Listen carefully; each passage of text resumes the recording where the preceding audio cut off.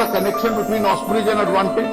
Their email ID is also the same as the email ID of Advantage. Even if they had the same website address in 2006 or 7 or 8 or 9, what is the relevance of that? Companies are floated, friends are shareholders, you enter the company on a later date. No member of my family or I has any equity, indirectly or directly, in any telecom company. You have to look at the footprints that they've left behind. Simpler. If somebody took a dagger and plunged it into my heart rather than question my integrity. Our concern is not to really hold a dagger into somebody's heart.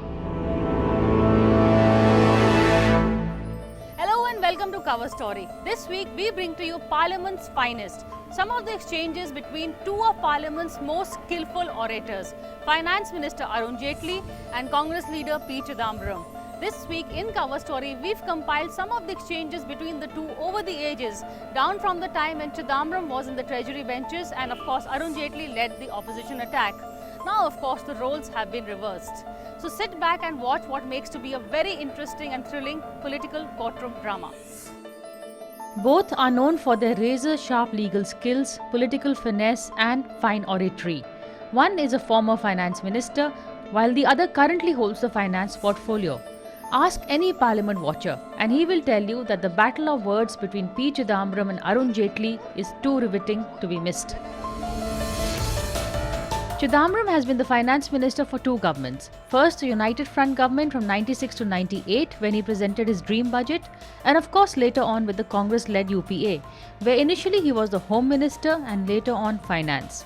In both portfolios, he and Jaitley have had many sparring matches. One of these was in 2012 when the ASL Marxist case was being debated in the Rajya Sabha. While Jaitley led the charge from the opposition benches, Chidambaram chose to defend himself, using both logic and emotion as his weapons of choice. Companies are floated, friends are shareholders, you enter the company on a later date. 6 years later, when we are reinvestigating the fact, you have to look at the footprints that they've left behind. The minister's case is, Osbridge was admittedly a company in which his family members had 94% shares. Osbridge's connection with Advantage started in 2011, therefore cannot impinge on a 2006 transaction. That's the case. I hold in my hand the return of Osbridge, the annual return to the ROC for the year 2006-2007. So it was Osbridge which didn't know of Advantage in 2006-2007. In this return, Osbridge gives its address. And if you look at some of the 2G chart sheets, this has been considered in some of them as a clinching evidence to show connection between the two companies. What is its own address that Osbridge gives in 2006? advantageconsultants@gmail.com. The balance sheets of companies were available. Wait a minute. In 2G, this is considered conclusive in charge sheets for the connectivity of the two companies. Allow him to reply. Nobody is saying that the promoters of Osbridge and the promoters of Advantage Consulting do not know each other. They are all in Chennai. They do business. Nobody is saying that. Nobody is saying that. Wait a minute. Nobody is saying that. The point is, what are these transactions in 2005-06? That is the issue. Those are the issues. Now, Advantage Consulting has said in a legal notice, we provided consultancy services to Aircel, we raised a bill, we got it, etc., etc. They've got the documents. Now, if you want to look into it, please look into it. Am I standing in the way? Please look into those transactions. Just a moment. Wait a minute. Please don't get excited. Please. I agree with you. It would be much simpler if somebody took a dagger and plunged it into my heart rather than question my integrity. Our concern it's not to really hold a dagger into somebody's heart. Our interest only is that the purity and fairness of governance must be maintained. Now, of course, the tables have turned, with Jaitley holding the key finance portfolio. But their sparring matches are not restricted to the finance ministry only, as both are also key troubleshooters for their respective parties, and thereby their interactions have been wide-ranging. Take, for example, this exchange took place against the backdrop of clashes in campuses between the left-affiliated student groups and the BJP student wing, the ABVP. There is an alliance of subversion, alliance for subversion which is taking place. So you will have the separatists and the ultra-left speaking the same language in certain university campuses. So they must be willing to allow others with a different opinion to put the counter viewpoint.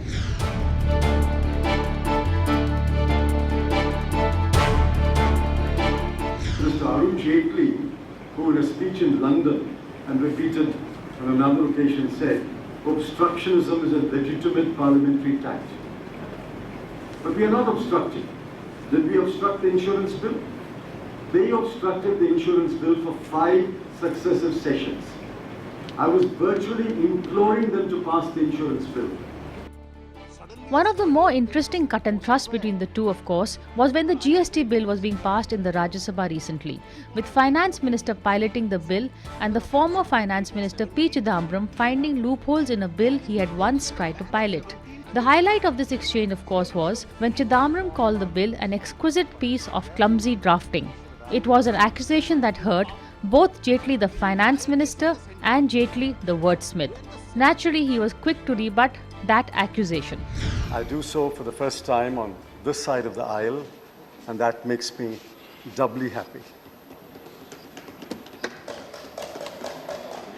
Sir, it is maiden speech. I welcome the 15 minutes only.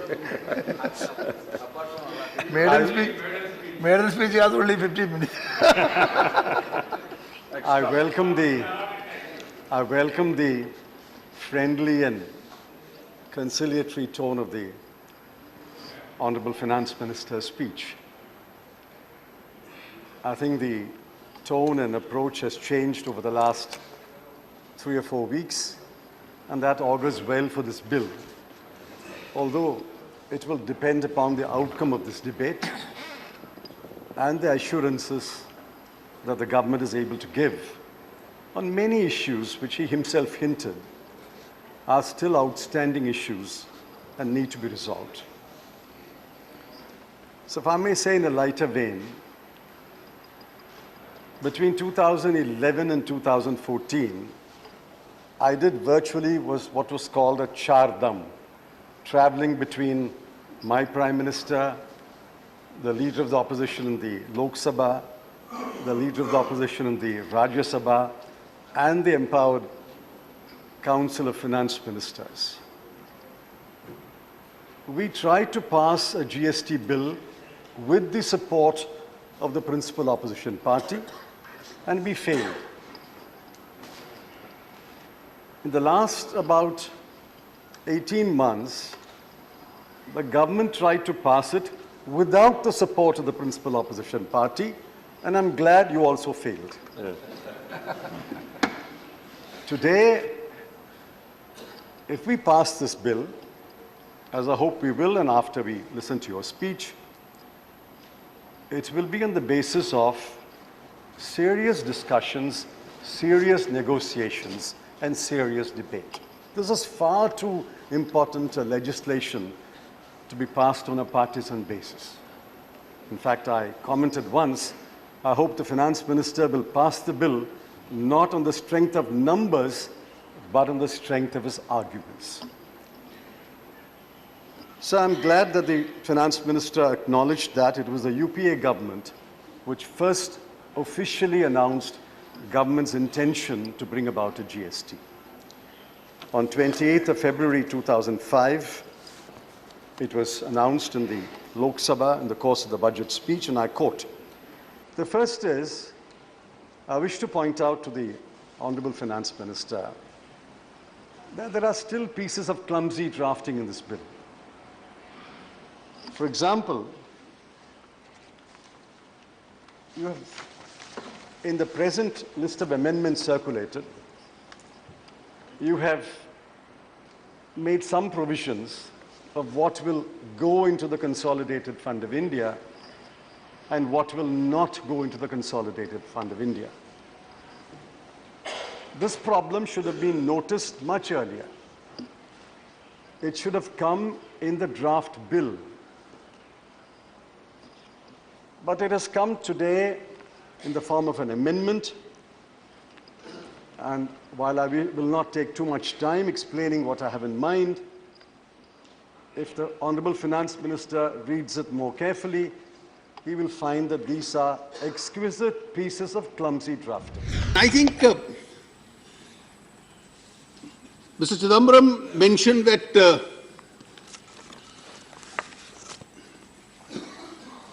the bill has a clumsy drafting because it says that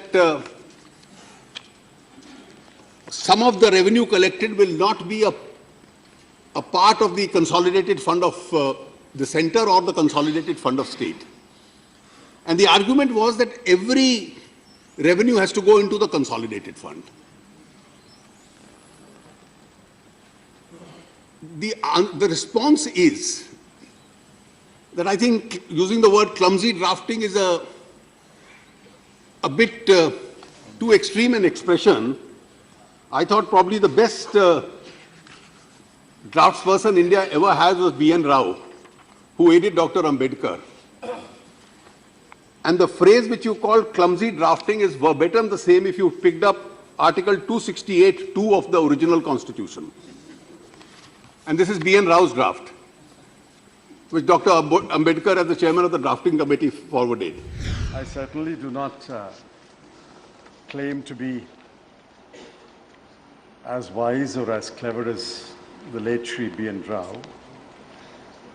The Honorable Finance Minister pointed out two provisions of the Constitution where the phrase shall not form part of the Consolidated Fund of India is used. I don't dispute that. But it doesn't stop there. But shall not form part of the Consolidated Fund of India, but shall be assigned to that state.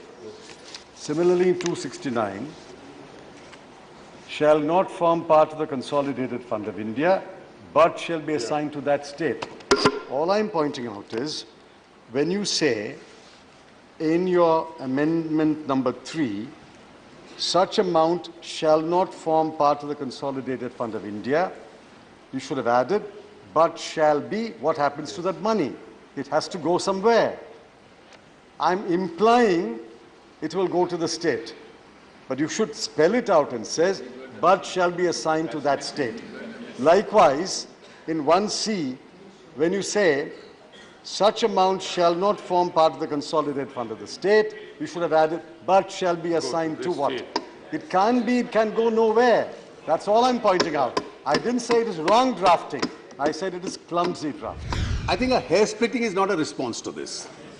Now, if you go back to the amendment to Article 269A, subclause 1 clearly says, shall be apportioned between the union and the states in the matter provided so and so. And then it further says in 1A, this amount apportioned to a state shall not be a part of the consolidated fund.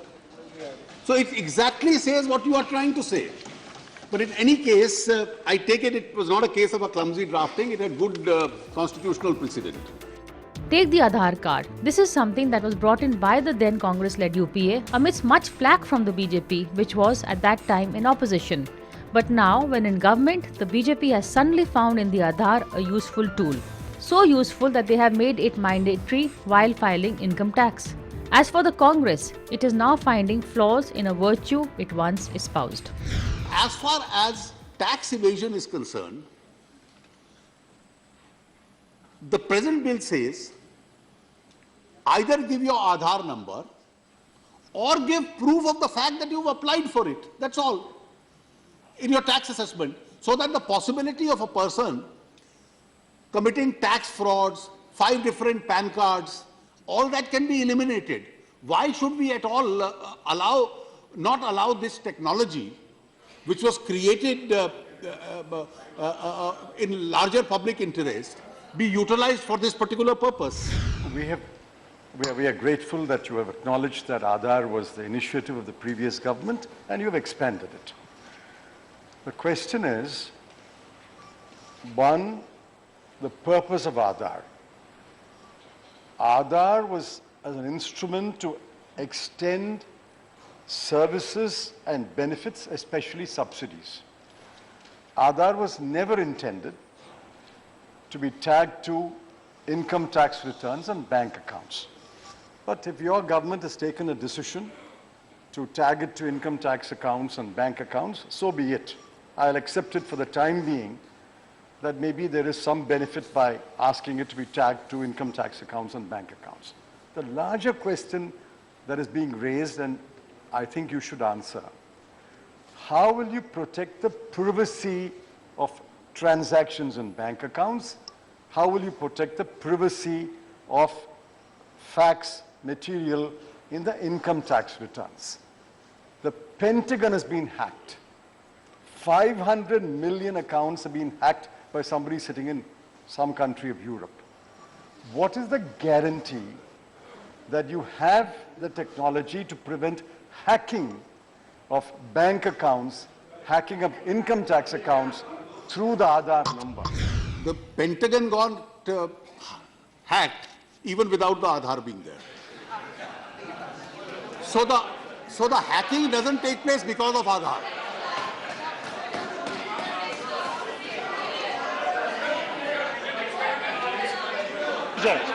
Sir, I appeal to the finance minister not to trivialize the question. I asked him a serious question and I request him to seriously answer. Let's not caricature my question. If you don't want to answer my question, say I don't want to answer. Don't caricature it, don't trivialize it. It's a serious answer. If the firewalls can be broken and hacking can take place, then hacking will take place anywhere.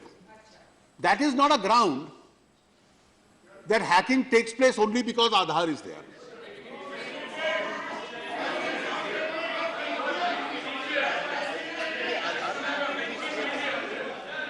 Let us assume. He is not yielding. Sit down. Bhattacharya, sit down. He is not Mr. yielding. Chidambaram, let us assume.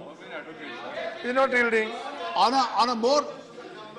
I am not attributing motives to the government. I am asking, how will you prevent it? Therefore,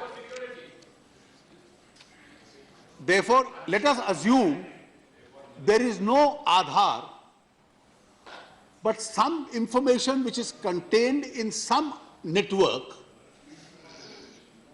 gets hacked or gets leaked.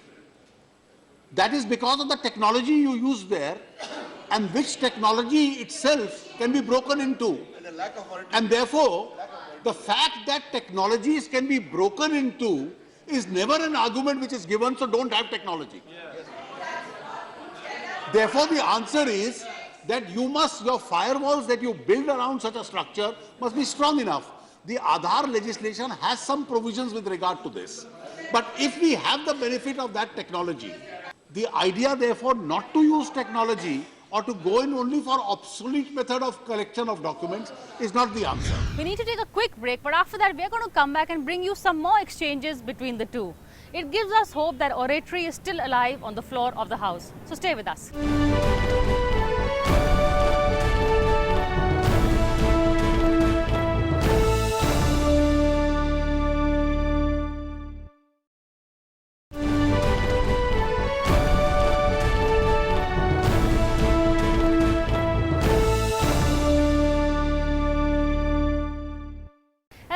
welcome back to Cover Story. This week we are focusing on some of the more interesting face-offs between P. Chidambaram and Arun Jaitley. Both are great lawyers, both are skillful orators, and each one defends his party and his cause with great finesse. When the Finance Minister introduced a controversial amendment to Section 132 of the Income Tax Act regarding search and seizure, it led to an interesting exchange between Jaitley and the former Finance Minister P. Chidambaram. Example of what everybody has commented on Section 132.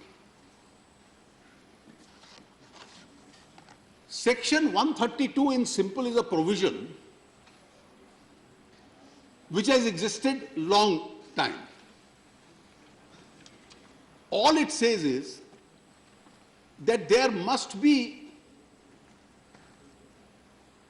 a satisfaction note prepared which must give details before you can search or seize a property. So if there is a tax search, a satisfaction note must exist. You have done some basic homework. You have reasons to believe that somebody is suspected of having undeclared income. You have received some information from some informer. And there are reasons to believe which must be recorded in that note. This was always the law, this will continue to be the law.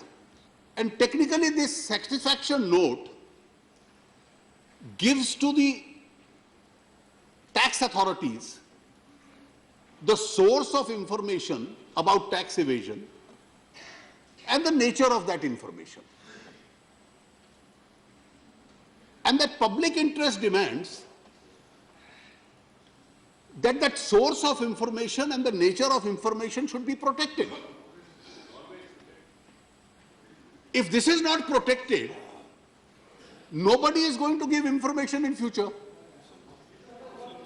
It is in the nature of a whistleblower protection that the satisfaction note can't be made available to the target of investigation. If tomorrow a court asks us, Income Tax Department always gives it to the court. This is the reason why we search the man, if the court wants to be satisfied. It's not held back from the court. And I am surprised that what is intended against an economic offender and to protect a whistleblower should be so made into a human rights issue. And the manner in which the argument has been addressed as though आप emergency लगा रहे हैं और एक उसको human rights दृष्टि से देख रहे हैं, जबकि वो केवल इकोनॉमिक ऑफेंडर के खिलाफ है और उस विसल ब्लोअर की प्रोटेक्शन के लिए है और उसने क्या इंफॉर्मेशन दी उसके लिए ये हमें सोर्स है. That is entirely the nature. But The Income Tax Act is of 1961. It's now 56 years that Act has been in operation. It's nobody's case that no raids have taken place in the last 56 years. It's nobody's case that sources have not given information. It is nobody's case that reasons have not been recorded. And it cannot be the Finance Minister's case that in specific cases, those reasons have been challenged. And I'm sure the Finance Minister, as a lawyer, has on occasion challenged those reasons, and the courts have struck down those reasons. The settled law is reasons must be given to the SSC, and the SSC must have the freedom to challenge it before an appropriate authority. Let the Finance Minister protect the source. In no case is the source given. I have dealt with this department, I've dealt with as a lawyer. No case is source given. It is only the reasons have to be given. If the reasons are bad, we have a right to challenge it. Let the Finance Minister say that all that he wants to protect is a source, but the reasons will be given to the SSC whenever he wants to challenge it. my answer is very specific. The reasons will be given to the court and court alone. Otherwise,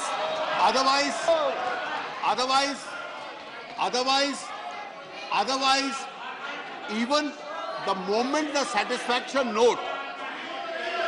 No, listen. No, please listen. And historically. Please listen. And historically. Please listen. Sit down. Sit down. And historically, except to the court, the reasons have conventionally not been given to the assessee, because the reasons will make it clear as to what is the source and what is the nature of economic intelligence against it. Well, I hope you enjoyed the cut and thrust and the wordplay. But the end of the day, it does give us some hope that amidst all the acrimony, amidst all the slogan shouting, the spirit of debate still lingers on the floor of the House. That's it from us this week. Thank you for watching Cover Story. We'll see you again, same time next week.